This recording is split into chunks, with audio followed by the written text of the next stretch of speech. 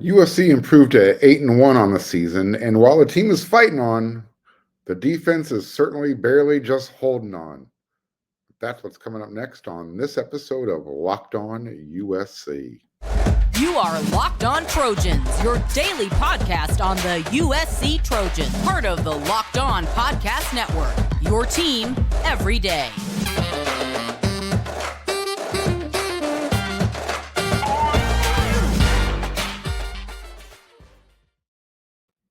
Fight on, everyone. I'm your host, Mark Culkin, and thank you for making Locked On USC your first listen every day. Whether you're watching on YouTube or wherever you like to download your podcast, I remind you, we are always free, and I want to thank everyone for coming along for the ride. I hope you're enjoying the show. For those of you who like to watch on YouTube, do me a favor, hit that red subscribe button. It goes a long way. It means a lot. And to those of you who already have, a sincere thank you. It really does mean a lot.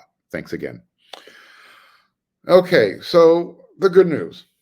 USC, they won on homecoming. They beat Cal 41-35. They improved to 8-1 overall, 6-1 in the Pac-10 +2 conference. More good news. There's still the Colorado game this Friday night, which means there's a very good chance USC will improve to 9-1 before they take on UCLA at the Rose Bowl in 2 weeks. That's really the end of the good news from the game. USC won. You feel great about the win, but you don't necessarily feel great about how the win came about. I guess we're hoping right now that USC's defense and special teams, they can improve this next week against Colorado. So when they head over to Pasadena, that game can be competitive. I think both teams are going to score points. I don't know if USC has enough on defense right now to stop UCLA. And we know USC can put up points. I mean, they put up 41 at home against Cal, and they probably could have put up more.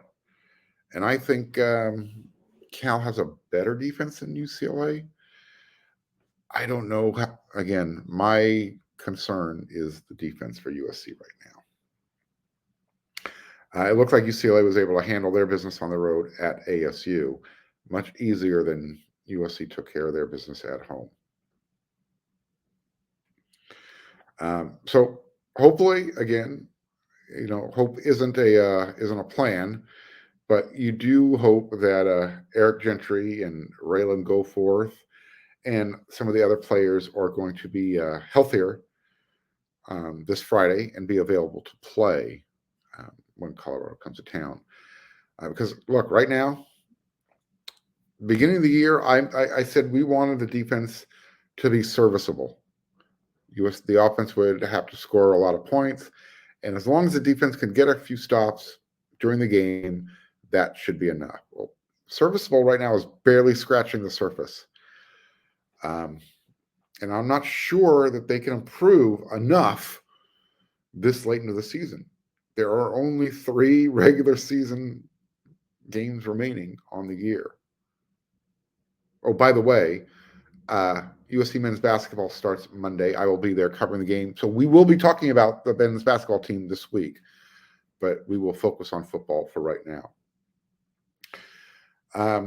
So offense, I think we know who they are for the season, what their potential is, and there's still a lot of untapped potential. Defense, we've seen how good in spurts they can be. We haven't seen them play for a full 60 minutes yet. And special teams, all I'm going to say is yikes, wow. I want to use some 4-letter cuss words, some dirty words, but this is a family show, so I'll refrain. But man, special teams had a tough go of it at home. They failed to recover an onside kick. They had a bad snap on their first touchdown that almost led to a 2-point conversion for Cal. Their decision-making on kick return was questionable at best. And as far as kickoff coverage, if we're looking for a positive, it was okay, I guess. Look, let's just be frank. Well, my name's Mark, but let's just be honest. Lincoln Riley chose a bad week to try and defend his decision to fill his coaching staff the way he did. We talked about it last week on the show, why he does not have a full-time special teams coach, staff limitations as far as numbers. He wants guys who can coach full-time, doing other duties as well, not just special teams for a couple sessions during practice. So Riley took responsibility for his decisions. He might wish he'd made a different one based on how things are working out. Nevertheless, we give him the benefit of the doubt. The team is 8-1, 11 months after finishing 4-8. So we all watched the game together. Started at 7:30 p.m., ended at 11 p.m. for those of you on the East Coast. Sorry. You had to stay up that late. You did gain an hour, though, daylight savings time. So there's that. As I mentioned, Riley took responsibility. Alex Grinch, he's always willing to take responsibility for his group, the defensive side of the ball. Excuse me. So he's willing to share in their group's performance or the lack thereof. And it's come down to the point where USC can't finish off, their defense can't finish a game right now. And he said, he was blunt. He said, we're not pulling our weight right now, and it needs to have a much bigger role in USC's wins. But he also said, that trying to fix these issues after a win is a lot different than trying to fix an issue after a loss. It should be easier. Quote, we can be both. We can be excited by a win, and we can be pissed off on how we played. We can be both, and we're going to be. So I guess practice this week is going to it's going to be a rough one for the guys. When Coach Grinch is talking like that, no holds barred. But we'll see, because we don't get to watch a lot during practice, but what we did get to watch in the game against Cal, that was hard to watch. It started with the first series of the game on defense, for USC. Cal won the coin toss. They deferred. They wanted to put USC on offense first. Well, USC didn't do very well. They punted. When USC went out there on defense, their first series, Cal had no issues. They were leading 7-0 before the seats were warm inside the Coliseum. So from that first series on defense, it was a rough going, but they led at the halftime 20-7, and they led at the end of three quarters 34-14. So you're thinking, all right, the defense was doing something. Well, they had their moments. Tuiapelotu had a couple of sacks added to his seasonal total. Kalen Bullock added another interception. But I think it's a combination of injuries and the poor tackling as a result of injuries and backups playing. These guys are going to have to play better. It's that simple. Whether you're a starter or you're a backup, you can't be frustrated because you're not getting the productivity despite the effort you're putting forward. And this is why I asked Lincoln Riley after the game whether complacency is starting to seep in. And he turned it around and says he doesn't sense complacency. He senses frustration. And we'll get into that here momentarily in our next segment. But there is a trend that's growing right now on the defensive side of the ball. And USC cannot finish games. 3 weeks ago, Utah, they scored 5 touchdowns on their final 6 possessions. They were able to turn a 14-point USC lead into a 1-point Utah win. We know there was a lot more involved with that. Nevertheless, Last week, Arizona scored touchdowns on 3 of their final 4 drives. USC held on to win that game. And then Saturday night, Cal was able to find the end zone on 4 of its final 5 possessions.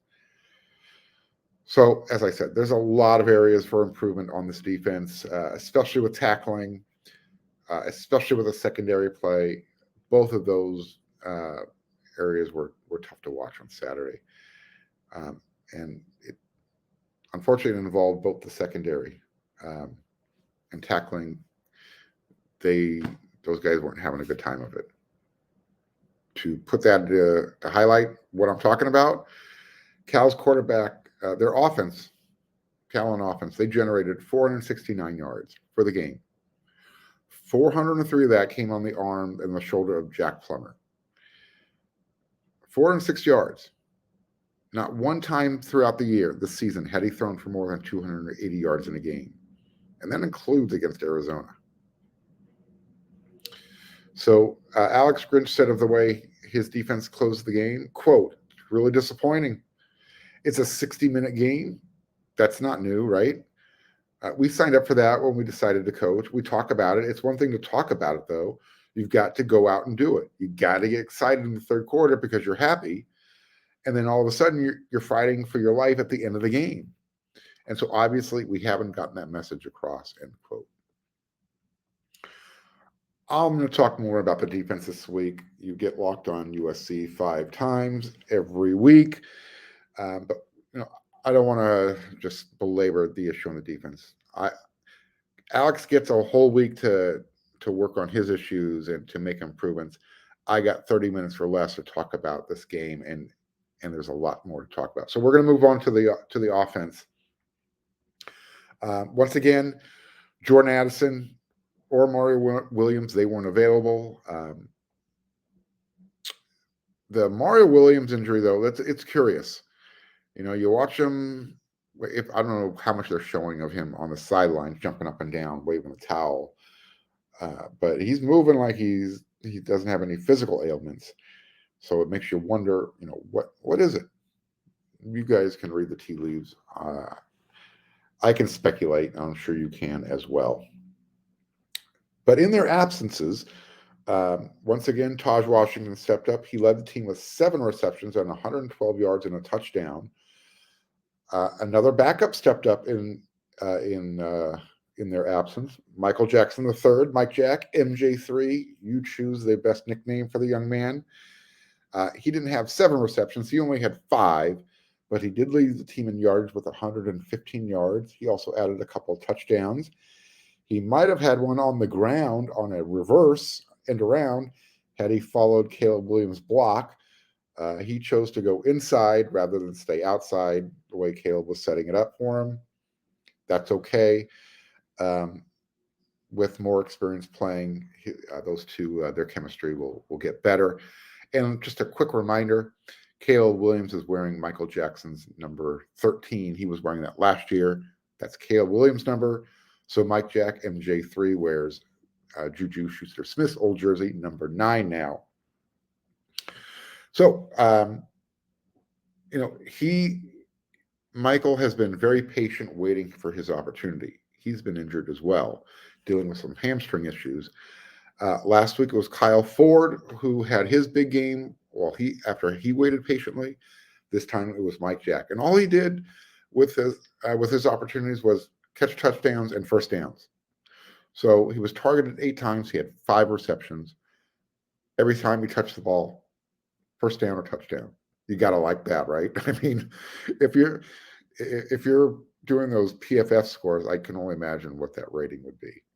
Or if you're a fantasy footballer, I'm not. You guys tell me how he graded out that way. As far as Caleb Williams, he was just 26 for 41, 360 yards, 4 touchdowns, but again, no interceptions. And he probably, so statistically, he had a good game. It could have been better if his wide receivers didn't have the dropsies again. But those numbers still felt pedestrian. But when you take into account the drops, that you kind of understand why. And it also felt like he gave up yards on his own when he could have ran the ball more to extend the drive. He wasn't sacked at all, and he was doing that with a new left tackle. So last week, Mason Murphy played the whole game at right tackle. Apparently, he can play left tackle just as well because he was nearly perfect. And Bobby Haskins wasn't available to play. Cortland Ford was available to play. They chose to go with Mason Murphy. So, again, something to keep your eye on there. But going back to Caleb Williams, with those 4 touchdown passes and no interceptions, he now has 28 touchdown passes and only 1 interception through the first 9 games of the year. That is the best for any quarterback in the history of the FBS. That is an amazing stat. And next week they go up against Colorado. He's only going to increase that number because Colorado's defense is bad. Worse than the conference bad. Worse than Arizona bad. However, they were able to hold Cal's offense to 12 points, 15 points. They beat Cal in overtime in Boulder. Go figure. On offense, Travis Dye, he just missed the century mark again. 15 rushing attempts for 98 yards and a touchdown. That's not his fault. He would have gone over 100 yards with better play calling. For whatever reason, I felt like Lincoln Riley had abandoned the running game. They had over 160 yards as a team, but it was there all night. It was just weird why they weren't running the ball more. Lincoln Riley, it's hard to question him when you're putting up 41 points a game and your drives aren't going on because players aren't executing as much as it is the play calling. So it's kind of a give and take. You just want to see more. You want to see USC play a full game, a great game for 60 minutes. And we haven't seen that yet in any game on offense, defense, or special teams.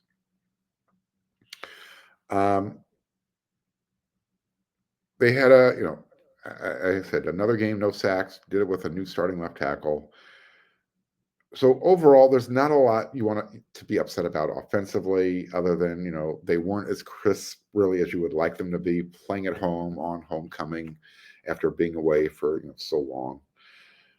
And at this point, I guess really what you want is you just hope that everyone can remain, locked in, linked in, and get healthy or healthier while others recover and get back on the field. Because at this point of the season, that's all that's left is to stay linked in and to stay locked on, so to speak, locked on, looking for the best guys to get the job done. And that's why you need to head on over to LinkedIn Jobs, because these days, every new potential hire can feel like a high-stakes wager for your small business.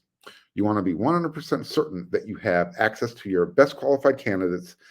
That's why you have to check out LinkedIn Jobs. LinkedIn Jobs helps you find the right people for your team faster and for free. Then add your job in the purple hashtag hiring frame to your LinkedIn profile so you can spread the word that you're hiring. Simple tools like screening questions, those make it easier to focus on candidates with just the right skills and experience so you quickly prioritize who you'd like to interview and hire. It's why small businesses rate LinkedIn Jobs #1 in delivering quality hires versus the leading competitors. LinkedIn Jobs helps you find the qualified candidates you want to talk to faster.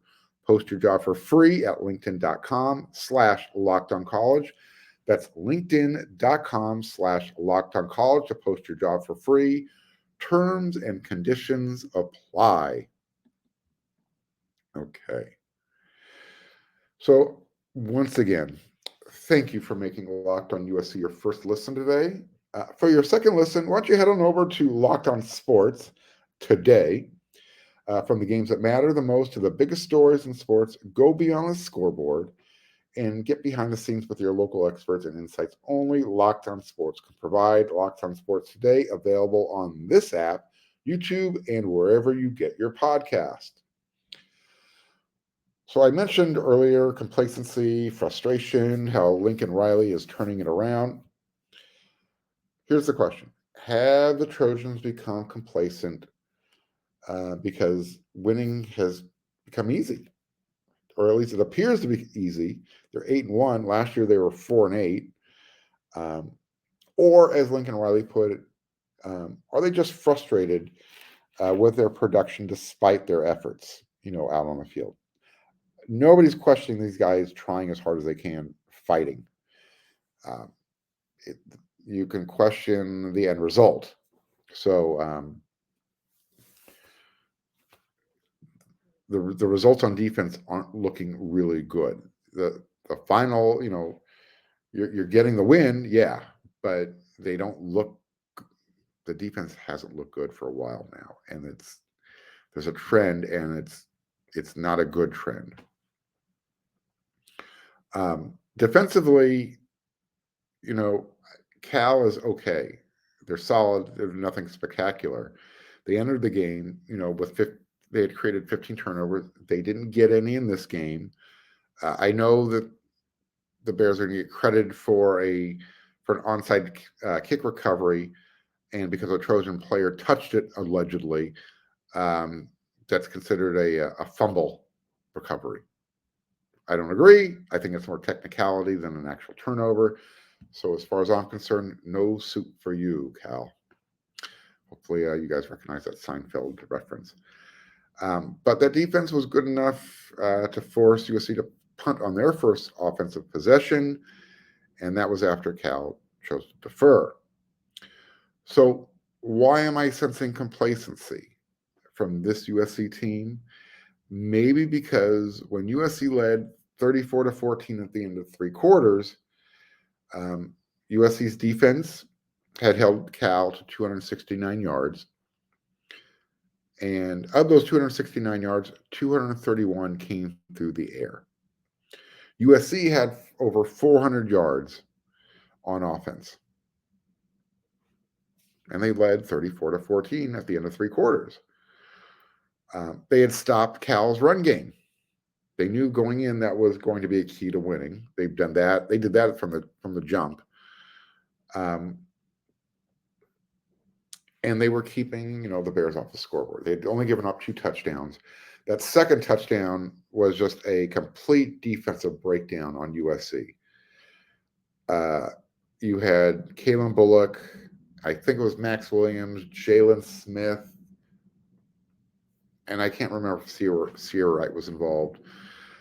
It was just everybody was kind of doing that Spider-Man meme, pointing to each other. No, it was your guy, your responsibility.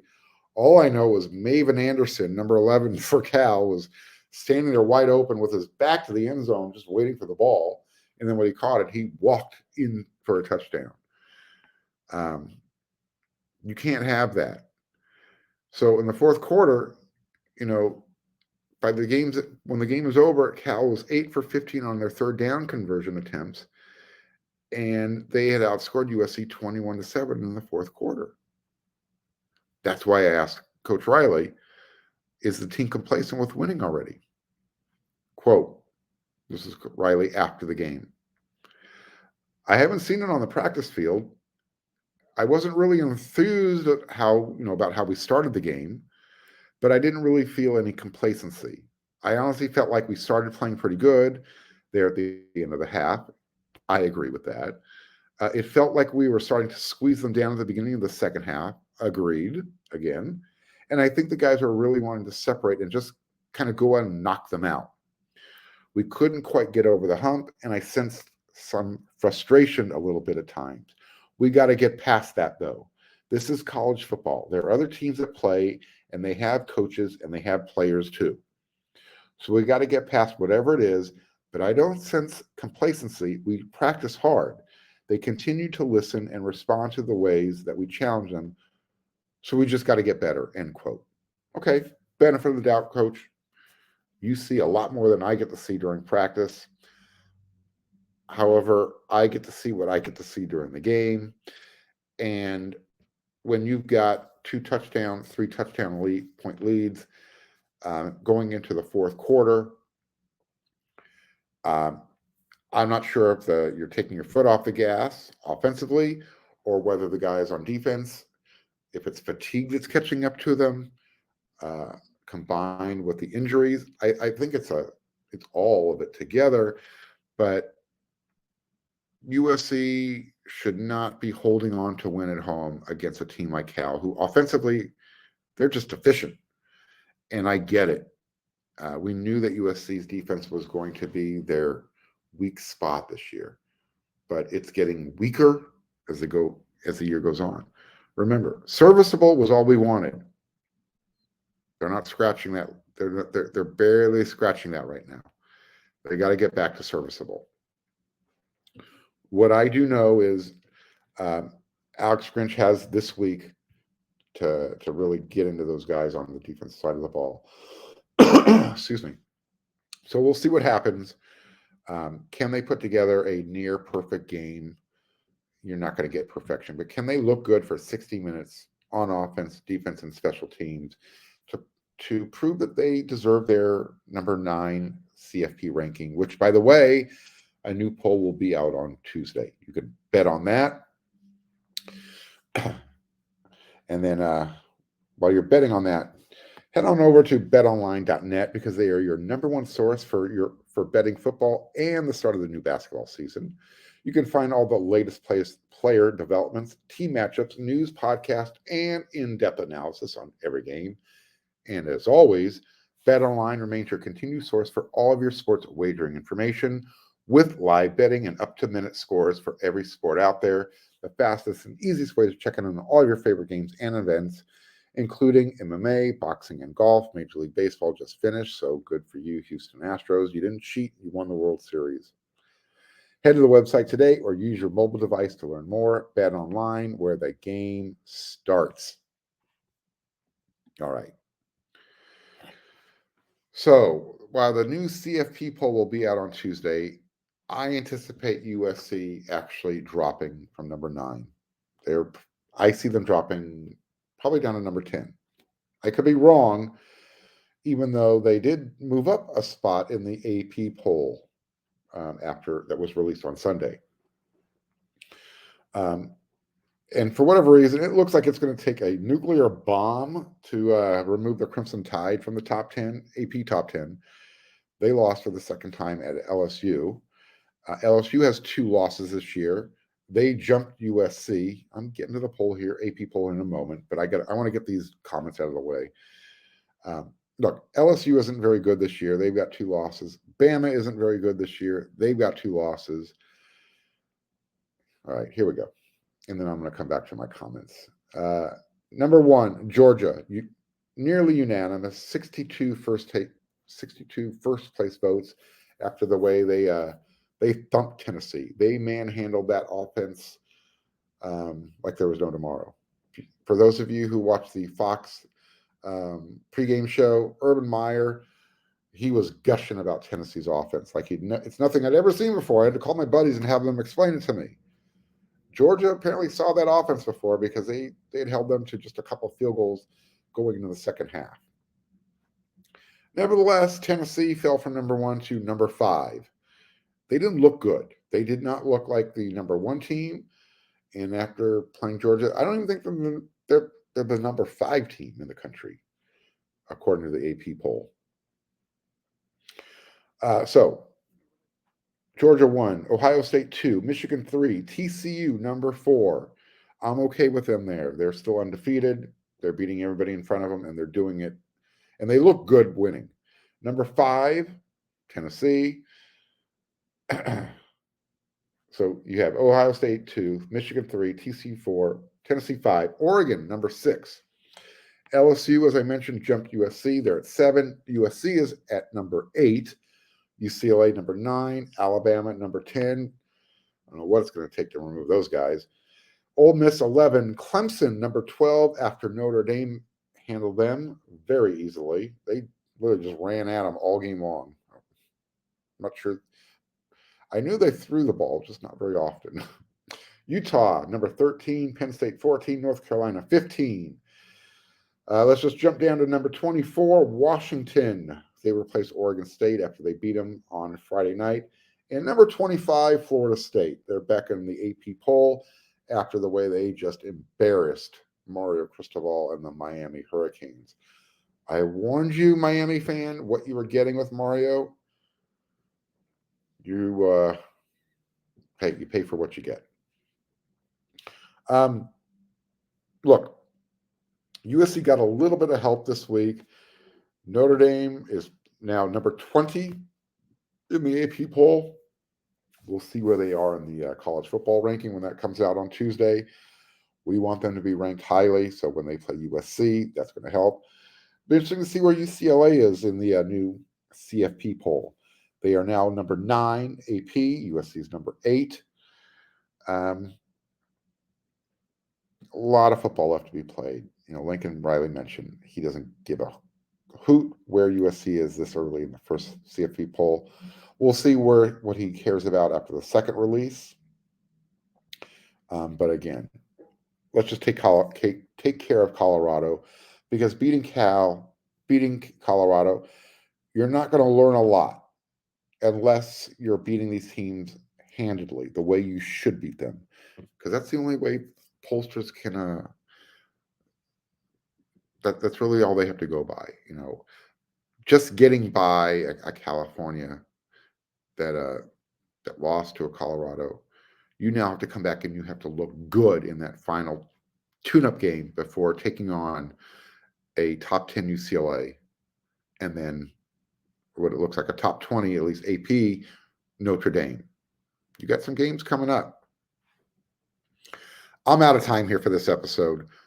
I will be back tomorrow with another episode with the grades. I will break down each position group more thoroughly, offense, defense, special teams, and I promise you, it's not going to be pretty. The rulers coming out going to be slapping some wrists. So until then, Locked On USC is going to be your first listen every day. When you're done here, go check out wearesc.com. We got a lot of VIP content for you, just like we do after every game.